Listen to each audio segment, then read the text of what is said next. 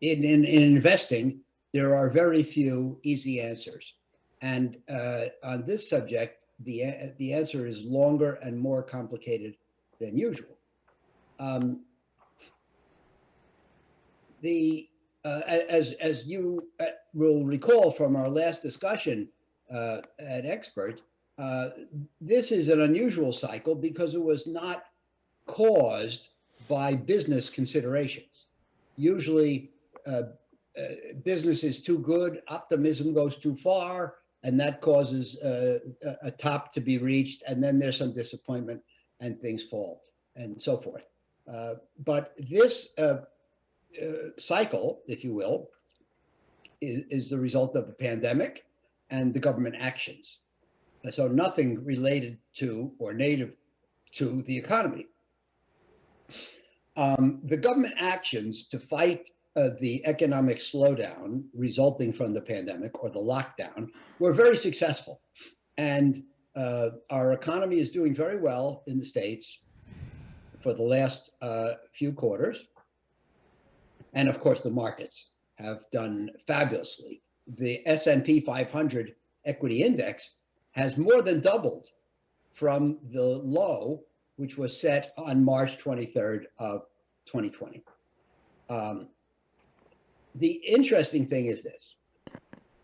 So usually the market, stock market, if you will, and the economy move pretty much together, and not exactly together, and there are leads and there are lags, and one does better than the other, but for the most part, they move together. Now,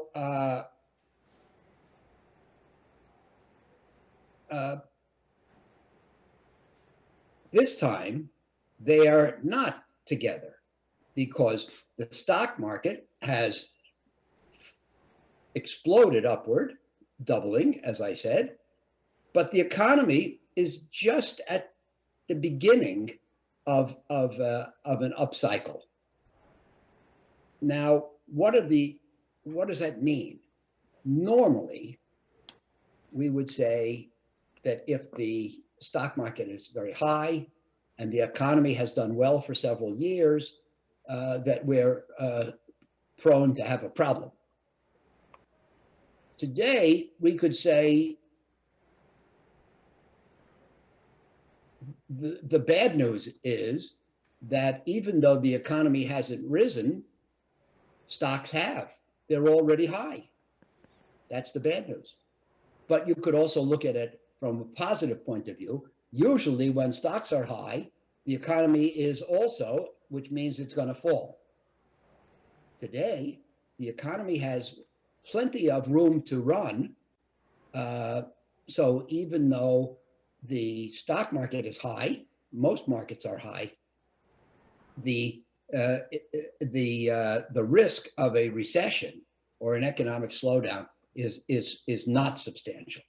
So that's healthier than most periods of strong asset prices.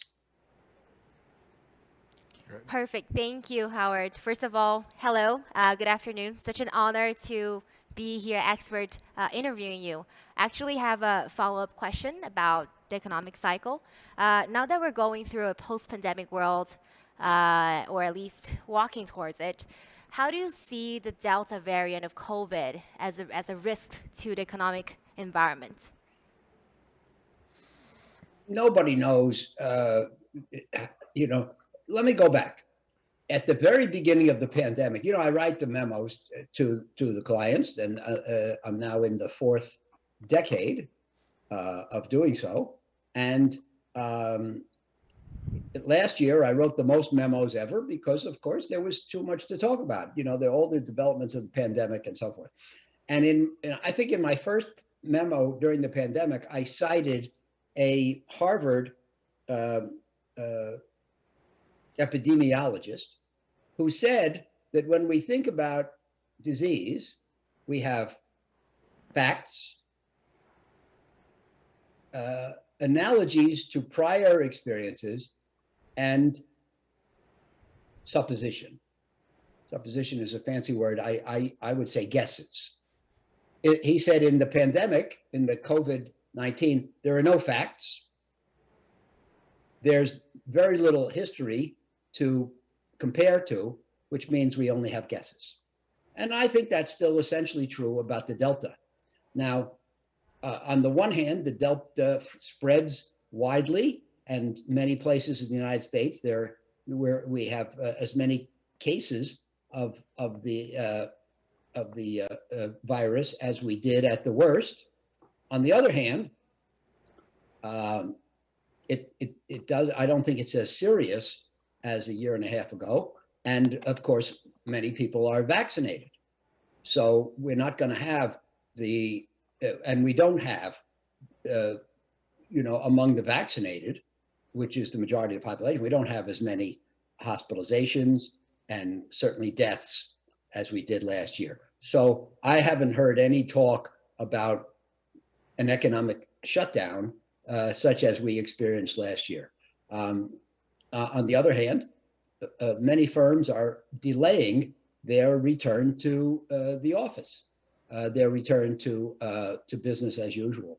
So I think that and we see that in the July data, consumption slowed down from the level of May, June.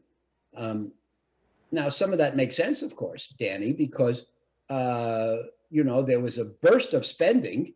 All the money that people saved up during the pandemic, many Americans got very generous government benefits and made more money during the pandemic than they did before the pandemic.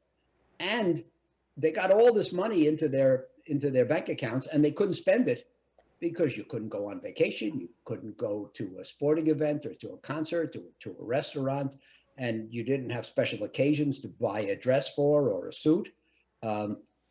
So a huge amount of money piled up. Some have estimated $2 trillion by March of this year. And then there was a huge burst of spending from all this pent-up demand and all these people who were locked in their houses. And so some of the decline in July could be a subsiding of that burst of unusual demand, and some of it could be in response to the Delta virus. We don't know. In many locations in the world, the Delta variant has gone up sharply, but then burned out.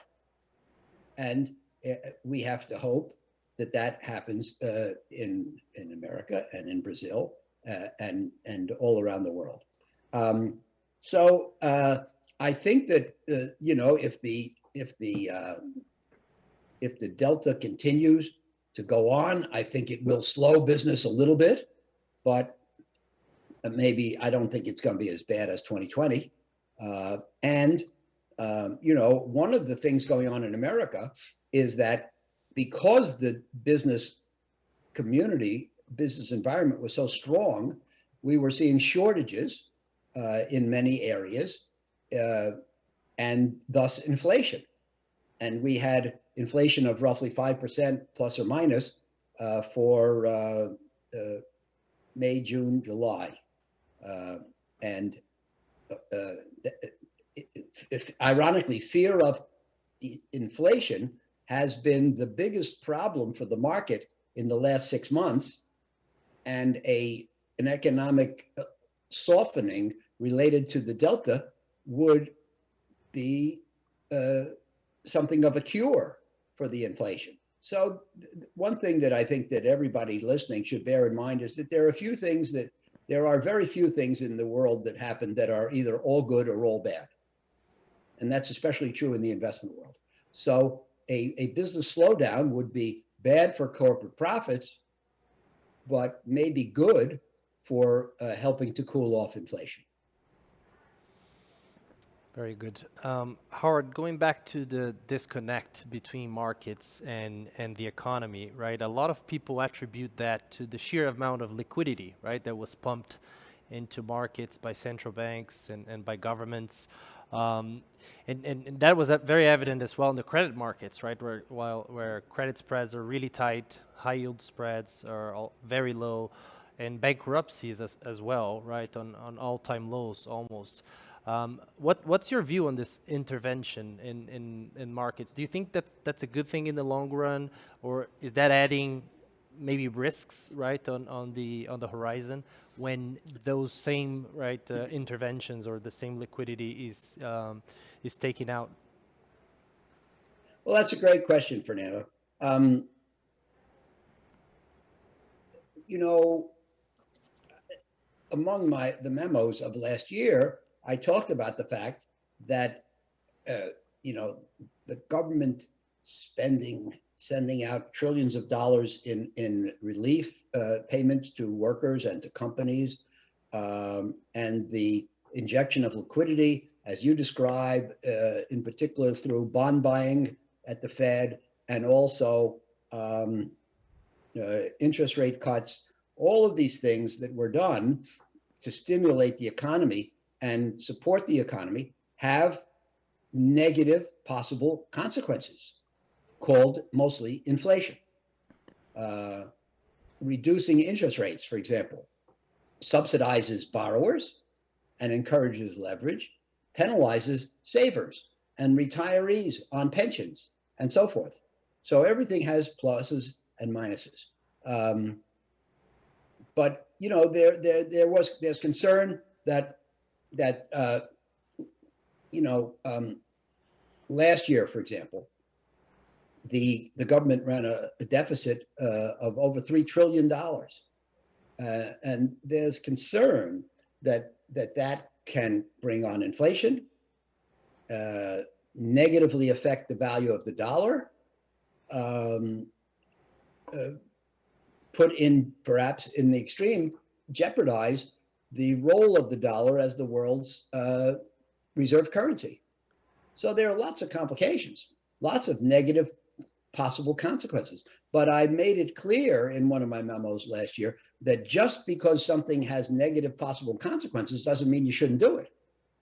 And I want to be absolutely clear today at Expert that if the government of the US and the other central banks hadn't done what they did last year, we would probably be in a global depression today.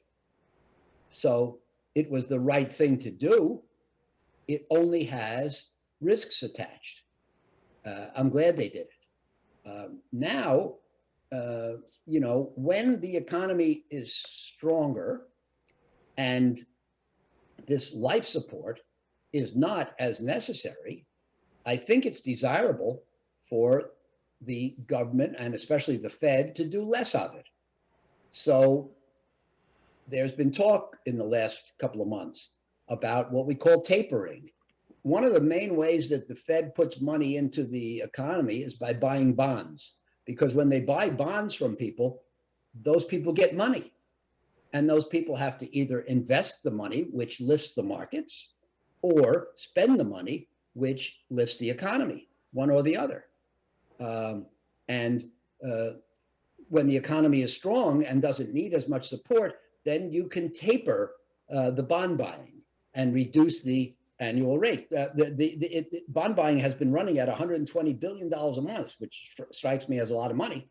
And they can do less of that if the economy is healthy. Similarly, if the economy is healthy, then interest rates can be allowed to rise from what I would call today's artificially low level. Interest rates can go up because it won't jeopardize the strength of the economy. Now, QE, quantitative easing, the buying of bonds, and interest rate cuts took place in 08, 09 in response to the global financial crisis, and brought back the economy from a very, very difficult condition at the end of 08. But then was never really undone. So the Fed's behavior continued to be highly stimulative, even as the US economy was enjoying the longest recovery in history. And every time the Fed threatened to stop bond buying and raise interest rates, especially raise interest rates, the markets had what we call a tantrum. And so this got the worst in the fourth quarter of 18. The Fed raised interest rates. The yield on the 10-year Treasury got up to 3.25%. The market had an allergy attack, and the fourth quarter of 18, as a result, in the market was I believe the worst in history. And the Fed reduced course and cut interest rates in January of 19 because they didn't like the fact that the market had this adverse reaction. So the point is that they didn't really raise interest rates as much as they should have, or reduce stimulus as much as they should have. They should have done it in 2013, 14, 15, when the economy was strongly recovering, and they kind of lost their chance. So I argue for having a Fed which is less activist and which kind of keeps its hands off the economy, other than when we're at extremes, either an extreme high or an extreme low. But in between, I'd like the Fed to be hands off. And I hope they'll do that. So Howard, we were talking about all this liquidity injection in the markets, and there is this general concern that we just talked about with inflation levels nowadays.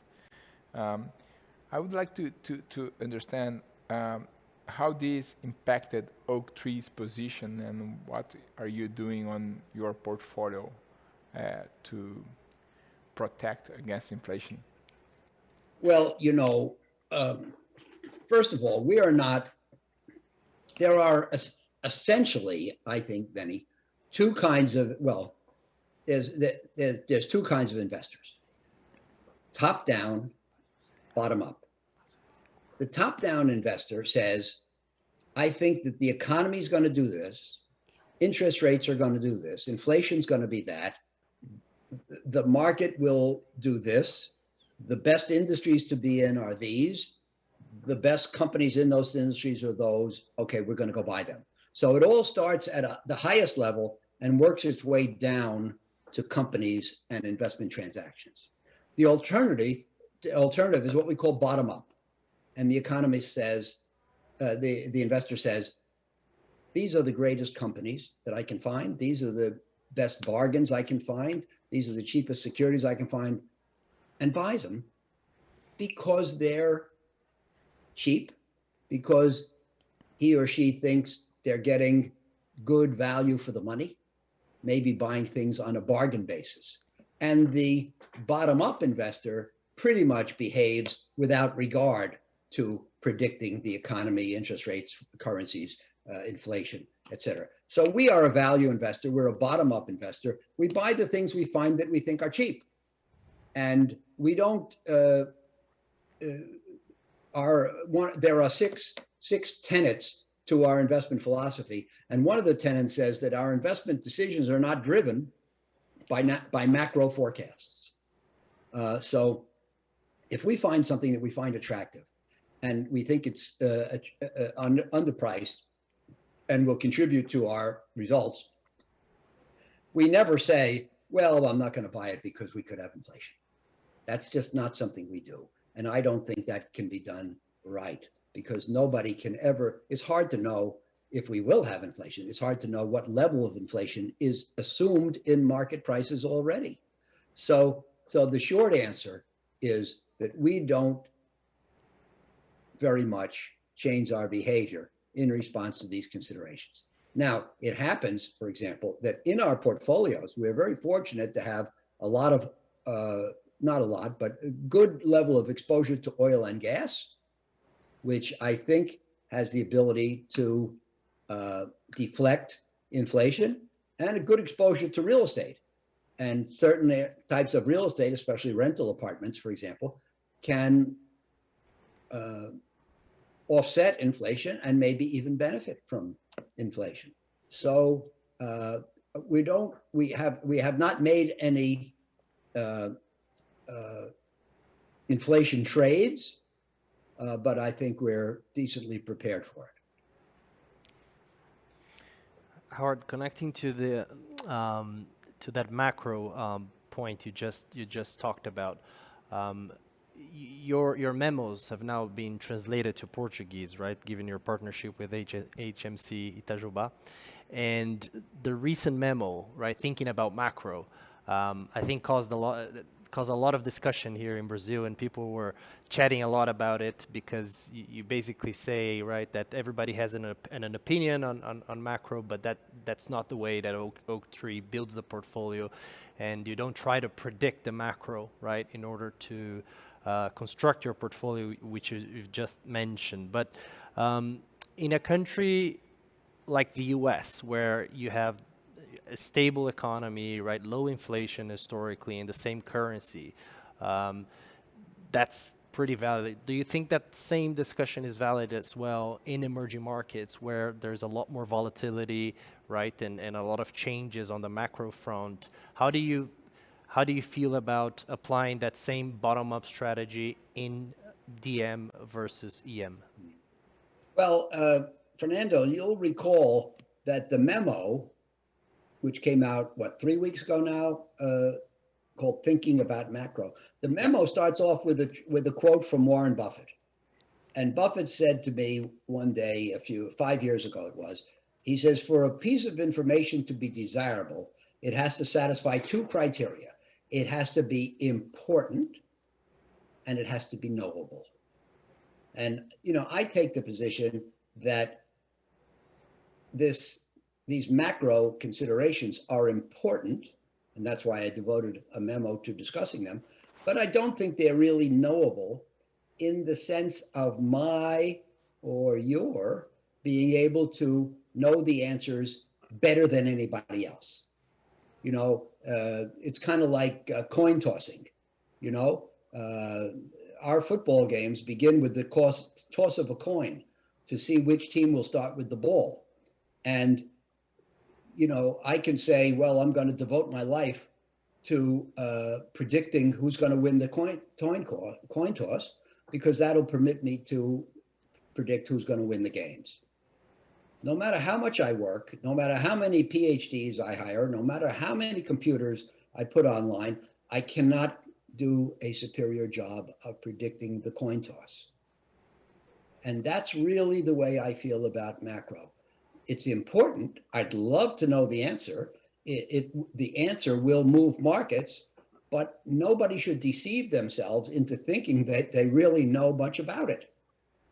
And yes, I think that inflation and currency movements are extremely important in emerging markets, more so than in developed markets like the US.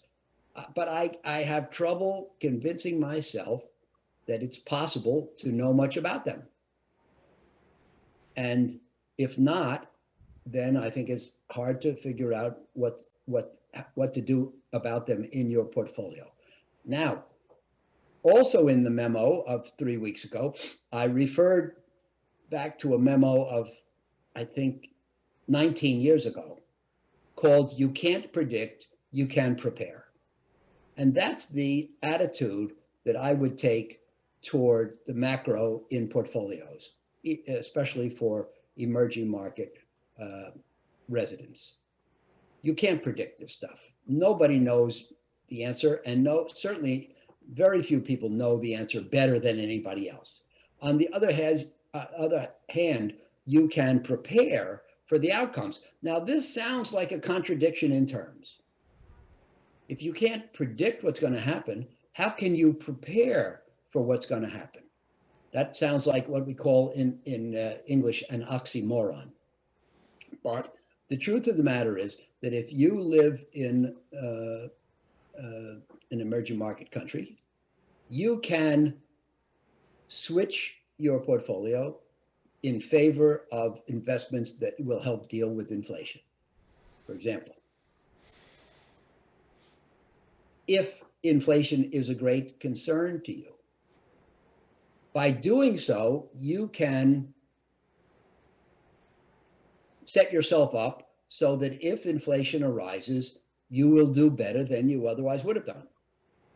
But you have to realize that that probably means that if inflation doesn't materialize, you will probably do worse than you otherwise would have done. In other words, Fernando, there are no easy answers. That's how I started off this conversation at the beginning.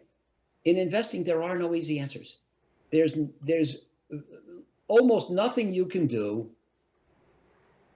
which will help if you're right, that won't hurt if you're wrong.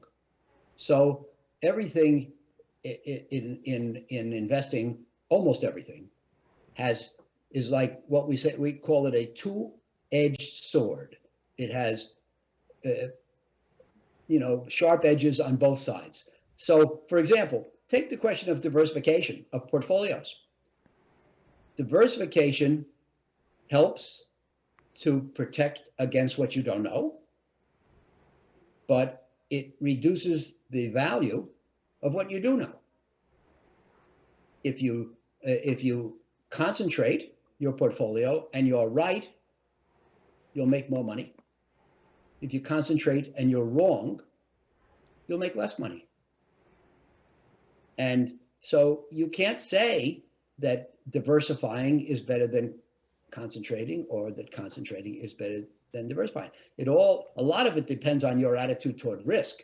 If you're a risk taker and you want to play on the high wire, then you should concentrate more.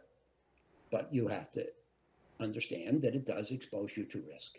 And so, if somebody lives in an EM country and is concerned about inflation, then they can do things in their portfolio which will soften the blow from inflation, or maybe even be profitable in the case of inflation. But you have to realize that these things can hurt you as well if the inflation doesn't materialize. No easy answers. Perfect. And by the way, one thing, Danny, before I'll let you speak. When I say no easy answers, what I'm saying is that for the most part, individual investors should leave the hard decisions to the professionals. And rather than try to incorporate these macro considerations in portfolios, and rather than try to pick the best stocks and avoid the worst stocks, these are decisions that they should leave to the professionals who run funds. Perfect. But I'll also say that probably professionals have trouble projecting the future, right? Back in December 2019, January 2020, everybody had their own projections for 2020, and nobody knew that a pandemic would come. But the point is, professionals would be better prepared and better protected for any crisis that may come, right? Well, absolutely. But you're right to point out that when there are no facts and there's no history to guide us, and we're in a dark room with no light, we're all blind. And the professionals are just as blind as the non-professionals. When there's information, arguably the professionals can do a better job of analyzing it and figuring out what to do about it. But you're right. If you go back to January, or even I think early February of 2020, nobody predicted the pandemic. Even more significantly, Danny, on March 23rd, which was the low point on the S&P 500, I think the S&P reached 2,200, down from 3,300 only 4.5 weeks earlier. So it went from 3,300 to 2,200, down a third, and everybody was very panicky. Nobody predicted that the stock market would double, that it would make up the losses by August, or that by December it would be up 18% for the year, or that by August of 2021 it would have doubled to almost 4,500. And most professionals missed that move, especially people trying to do macro timing. So, it really just shows what you said, what we're talking about here, that these considerations are attractive because you say, well, I should do something about that. But if they're not knowable, then we're all in the dark. And that includes the pros and the non-pros. Howard, on your book, The Most Important Thing, you mentioned about second level thinking, which is, in a summary, when you have to ask yourself, who doesn't know that yet? So could you walk us through your thought process in this current environment right now? Sure. Benny, you and I like to discuss second level thinking. And I do think it's a very important thing. It's one of the most complicated issues about investing. That's the reason it's chapter 1 of that book. And so much in investing, I'm not here at Expert to say, I'm going to make investing easy for you. I'm not even going to say it's easy for me. Investing is complicated. And many of the most important aspects of investing are counterintuitive. And that's what second level thinking is all about.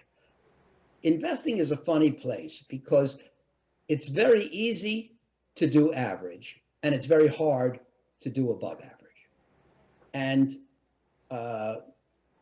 if you want to do average, very easy, buy an index fund, and you're guaranteed to do average. If you want to do better than the average, if you're more competitive, or if you have higher aspirations, or you want to make more money, or if you're like me, you're a professional investor and you have to get clients and retain clients, then the key is to do better than average. So the point is that the combined wisdom of all investors is present in the market, and together the opinions of all investors determine the price of every asset. So if General Motors stock sells for $64, that means the optimists are happy to buy there and the pessimists are happy to sell there. 64, that's your price. If you want to do average, then you put a little General Motors in your portfolio, and you're kind of agnostic as to whether it's cheap or rich, but you put it there to be represented. If I want to outperform as a superior investor, I have to say General Motors is cheap, I'm going to buy twice as much as its representation in the index, or it's expensive, I'm not going to hold any. So I have to have an opinion which diverges from the consensus opinion which sets the market price. So that's the background on this. So in other words, if you think the same as everybody else, you'll invest the same as everybody else. If you invest the same as everybody else, you'll perform the same as everybody else. That's not a very good recipe for outperformance. In order to outperform, you have to see things different from others. But just seeing them different is not enough. You have to be different, but better. Your judgments have to be different, but more correct than others. And that's not easy, but it's what you have to do if you want to outperform. So as Benny says, my son was going to college, preparing to be an investor, very excited about it. And he would come to me, for example, and he'd say, well, we should buy the stock of Ford Motor Company because they're coming out with a great new Mustang car. And I would always say to him, who doesn't know that? Everybody knows they're coming out with a new Mustang and it's a good car. And the fact that they're coming out with a new car is reflected in the price already. So for you to make superior decisions with regard to the Ford stock, you have to know something other people don't know. You have to have what I call a knowledge advantage. You have to see things more clearly than the consensus. So, and the great example, the simplest example that I give in the book is somebody comes to you and they say, you should buy this stock because Ford's coming out with a great new car. And the first level thinker says, yes, good idea, I'll buy it. But the second level thinker may say, you know what, it's a great car, but it's not as great as everybody thinks. It's overestimated. When people figure out it's not as great as they think, they're going to sell the stock, the price will go down. So the second level thinker sells the stock on that rather than buys it. But of course, he or she has to be right, which is not so easy. Now, Benny, you originally asked me a question about second level thinking. And it's very difficult because second level thinking works better with regard to companies and industries and securities where I believe it's possible through hard work and skill and intelligence to have a knowledge advantage. Second level thinking doesn't really work so well in macro, where I think that all the thinking in the world about economies and interest rates and commodity prices is not going to give you an edge. But you ask about second level thinking today. Well, clearly the consensus is that we're going to have substantial inflation. Because of the Fed manipulations, it has not reflected itself in asset prices yet. So the second level thinker would say, I think that people have not made enough allowance for inflation. I'm going to do so. And that's how I'm going to outperform. But as I say, I think the ability to apply second level thinking and consistently be more right than the consensus in the macro, extremely difficult. And I personally wouldn't try it. So I would urge most non-professional investors and the pros not to try it too much. As I think that I think it was Danny started off the conversation. It's one thing to have an opinion that you believe you know what's going to happen, but it's something very different to actually believe that you're right and act as if you're right.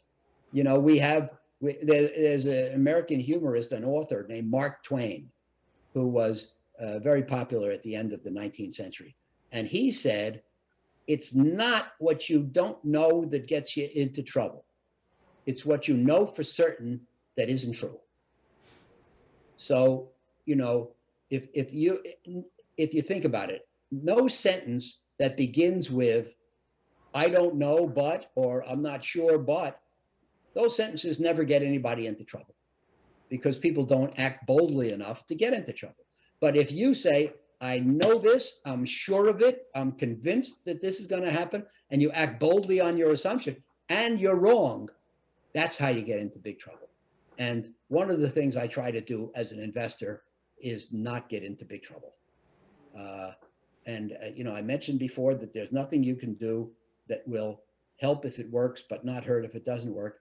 And making bold investments based on macro forecasts is something that will hurt you if you're wrong, and you'll find over the course of your career that you're often wrong. Howard, it was a great pleasure to be with you today. It was such a class that we had with you. So thank you so much. It's always wonderful to be with you here at Expert. I hope to see you again next year. I hope to see you again next year in person at our Expert event. So I will just move to Portuguese to close this session. So thank you so much. Well, before you close, okay. Let me just say that it's a pleasure for me to be in Brazil by Zoom. I agree. Next year, let's do it in person. You know, I and Oaktree really enjoy our work with XP, and that we want to continue to be part of your activities. Thank you so much. Thank you, Howard. Howard, saber mais sobre os seus pontos de vista foi uma verdadeira aula para a gente. Muito obrigado e nos vemos em breve. Você segue conectado com a Expert 2021. Escolha seu próximo vídeo na nossa conta digital. Muito obrigado.